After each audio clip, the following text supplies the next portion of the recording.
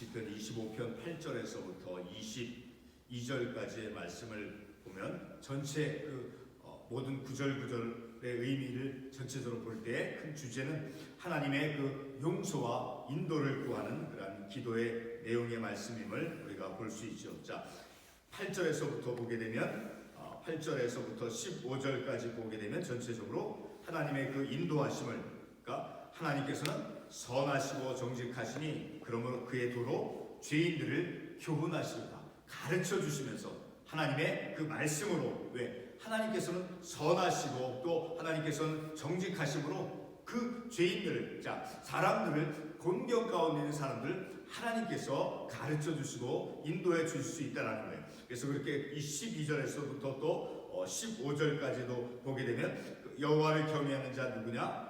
그가 택할 길을 그에게 가르치시도다. 그러니까 하나님의 인도하심을 구하는 그런 내용의 말씀. 그리고 16절에서부터는 좀 다른 하나님의 인도하심과 달리 하나님의 용서하심을 구하는 그런 내용의 말씀임을 우리가 볼 수 있죠. 16절부터 보게 되면 나는 외롭고 괴로우니 내게 돌이키사 내게 은혜를 베푸소서. 그리고 내 죄를 18절을 말씀해서 내 모든 죄를 사하소서. 자, 이렇게 하나님의 인도하심과 하나님의 용서를 구하는 그런 내용의 말씀임을 우리가 알 수 있죠. 그런데 마지막 절 9절 말씀에 보게 되면 이 기도자는, 이 본문의 말씀에 나오는 이 시편 기도자는 자신이 회중 가운데 이스라엘 좀 커다란 믿음의 공동체, 이스라엘이라고 하는 큰 공동체 안에 속해 있는 그런 회중 가운데 있는 자신임을 드러내주고 있어요. 자, 어떻게 알 수 있어요?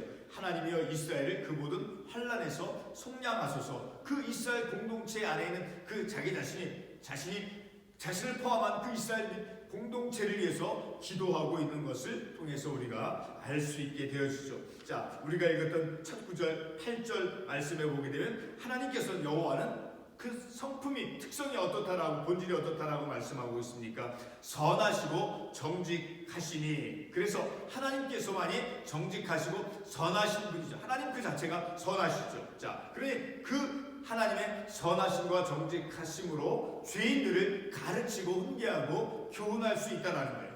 자, 하나님께서 정직하심으로, 그리고 하나님께서 선하심으로 이제 죄인들을 가르치시고 교훈해 주실 수 있다라는 것이죠. 계속해서 8절의 말씀을 보게 돼 9절 말씀을 보면 온유한 자를 정의로 지도하시며 온유한 자에게 그의 도를 가르치시로다. 그러니까 온유한 어떤 자를 하나님께서 정의로, 올바름으로, 의로움으로 가르치시고 그리고 그의 도를 가르쳐 주십니까? 바로 온유한 자를 하나님께서 이제 지도해 주시고 가르쳐 주신다라는 거예요. 그러니까 늘 우리의 내면에서 하나님의 인도하심을 받고 하나님의 이끌리심을 받는 삶을 살아가기 위해서 늘 우리가 이런 말씀을 통해서 내 마음이, 내 삶이, 내 내면의 성품이 온유한 그런 성품을 우리가 지녀야 된다라는 것을 우리가 깨달을 수 있게 되어지는 것이죠. 그리고 계속해서 10절 말씀은 여호와의 모든 길은 그의 언약과 증거를 지키는 자에게 인자와 진리로다. 그러니까 하나님의 길, 하나님의 말씀대로 이 삶을 살아갈 수 있도록 우리를 생명의 길, 말씀의 길로 인도해 주시잖아요. 자, 하나님의 길은, 하나님께서 인도해 주시는, 우리를 위해서 베풀어 주시는 인생 믿음의 길에는 무엇이 있는가? 바로 인자와 진리가 있다는 거예요. 하나님의 인자하심과 하나님의 진리는 바로 하나님께서 우리를 인도해 주시는 말씀과 생명의 길 안에 있다라는 것을 우리가 알 수 있죠. 11절 말씀, 여호와여 나의 죄악이 크오니 주의 이름으로 말미암아 사하소서. 이렇게 하나님의 인도하심을 구하면서, 그리고 11절에서 다시 하나님께 용서를 구하는 그런 내용의 말씀이 나오는 것을 우리가 볼 수 있죠. 계속해서 12절 말씀에 보면 여호와를 경외하는 자 누구냐? 그가 택할 길을 그에게 가르치시로다. 그러니까 하나님을 경외하는 자를 하나님께서는, 그가 삶을 살아가야 될 길을, 그가 택할 길을 그에게 가르치시로다. 그러니까 하나님을 경외함 속에서 우리가 나아가야 될, 우리가 어떤 삶을 선택하면서 삶을 살아갈 것인가 하는 것을 여호와를 경외하는 자에게 길을 하나님께서 안내해 주시고 인도해 주신다라는 것이죠. 13절 계속해서 그의 영혼은 평안히 살고, 그의 영혼이 누구를 말씀하는 것입니까? 바로 위에 12절에 있는 여호와를 경외하는 자를 가리키는 것이죠. 여호와를 경외하는 자의 영혼은 평안히 살고 그의 자손은 땅을 상속하리로다. 평안함을 더 복을 받고 그리고 땅을 상속하고 하나님께서 그 축복해 주신다라는 거예요. 하나님께서 그 땅을 축복으로 하나님께서 허락해 주신다라는 것을 우리가 이 말씀을 통해서 알 수 있죠.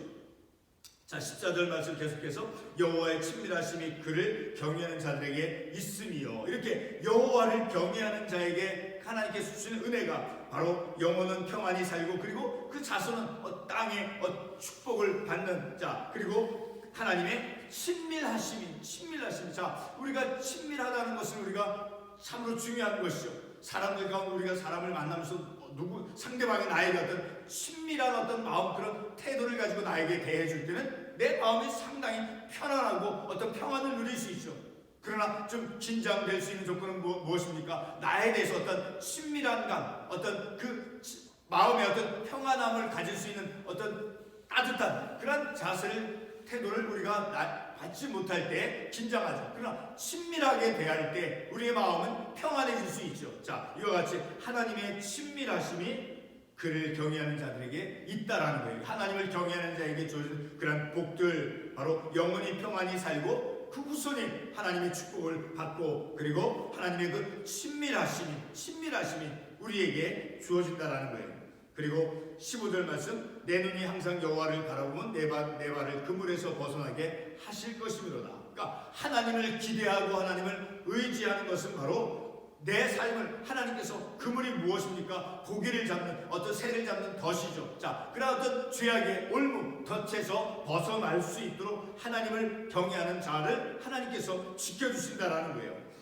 16절 이하에서부터는 이제 공경 가운데, 어떤 죄악 가운데 있을 때 하나님의 그 용서하심을 구하는 그러한 간구의 말씀이죠. 16절에 주여 나는 외롭고 괴로우니 내게 돌이키사 나에게 은혜를 베푸소서. 어떤 죄 가운데, 공경 가운데 있음을 통해서 어떤 영적이고 어떤 정서적인 그런 외로움과 괴로움 가운데 있을 때 하나님 나에게 은혜를 베풀어 주소서라고 기도하죠. 계속해서 17절, 내 마음에 근심이 많사오니 나를 고난에서 끌어내소서. 근심 가운데 있는 그 근심이 많이 쌓이는 가운데 그 고난 속에 있다라는 거예요. 그런 나를, 근심 가운데 있고 그런 근심으로 인해서 고난 속에 있는 그 나를 그 근심 가운데서 건져내 달라고 간구하고 있죠. 그리고 18절 계속해서 나의 곤고와 환난을 보시고 내 모든 죄를 사하소서. 내 모든 죄로 인해서 고통 속에 있고 또 근심 가운데 있는 나를, 내가 직면하고 있는 그런 내 인생의 곤고함과 그 환난을 하나님께서 살펴봐 주시고 그래서 내 죄를 하나님께서 사해 주셔서 내가 평안히 하나님의 용서함을 받는 가운데 하나님의 그 평안을 누리고자 하는 그러한 의미의 말씀임을 우리가 볼 수 있죠. 계속해서 19절에 내 원수를 보소서 그들의 수가 많고 나를 심히 미워하나이다. 이렇게 곤경 가운데 또 죄 가운데 그 근심 가운데 있는 그 기도자를 이제 하나님께서 구해 주실 것임을 분명한 믿음의 확신을 가지고 20절에서 말씀하고 있는 것을 볼 수 있죠. 내 영혼을 지켜 나를 구원하소서. 내가 주께 피하오니 수치를 당하지 않게 하소서. 자, 우리 지난주에 봤지만 3절 말씀, 25편 3절 말씀에 보면 주를 바라는 자들은 수치를 당하지 아니하려니와. 하나님을 경외하고 하나님을 기대하고 하나님을 의지하는 사람들은 하나님께서 지켜주시고 보호해 주신다라는 거예요.